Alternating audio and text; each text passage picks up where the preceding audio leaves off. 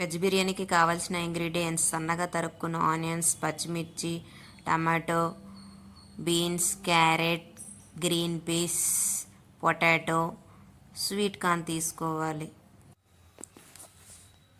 కొత్తిమీర, కరివేపాకు, కాజు, పుదీనా తీసుకోవాలి.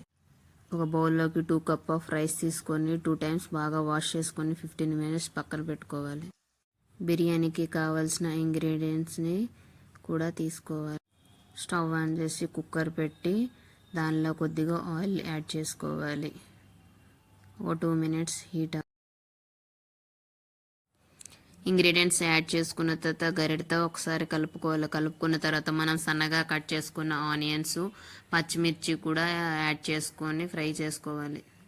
ఆనియన్స్, పచ్చిమిర్చి వేసుకున్న తర్వాత ఒక 1 మినిట్ ఫ్రై చేసుకొని దానిలో కొద్దిగా కరివేపాకును కూడా యాడ్ చేసుకుని 1 మినిట్ ఫ్రై చేసుకోవాలి. మనం కట్ చేసుకున్న టమాటా ముక్కలు, ఆలు, బీన్స్, క్యారెట్, స్వీట్ కార్న్ కూడా వేసి ఒక 2 మినిట్స్ ఫ్రై చేసుకోవాలి. దాంట్లోకి జీడిపప్పును కూడా కొద్దిగా యాడ్ చేసుకోవాలి. గ్రీన్ పీస్ని కూడా యాడ్ చేసుకోవాలి. వెల్లుల్లి పేస్ట్ని వేసి 1 నిమిషం కలుపుకోవాలి గరిటతో. వెజ్ మసాలాను కూడా యాడ్ చేసుకొని 1 నిమిషం కలుపుకోవాలి.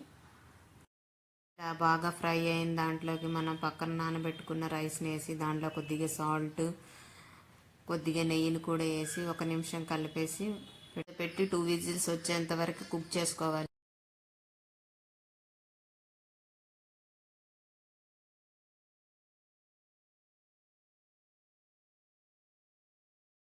ఆల్మోస్ట్ సెకండ్ విజిల్ కూడా కంప్లీటెడ్.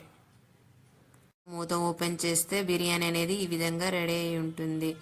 ఈ బిర్యానీ సర్వింగ్ బౌల్లో తీసుకుంటే అంతే ఎంతో రుచికరం టేస్టీ వెజ్ బిర్యానీ రెడీ అయింది. Thank you for watching.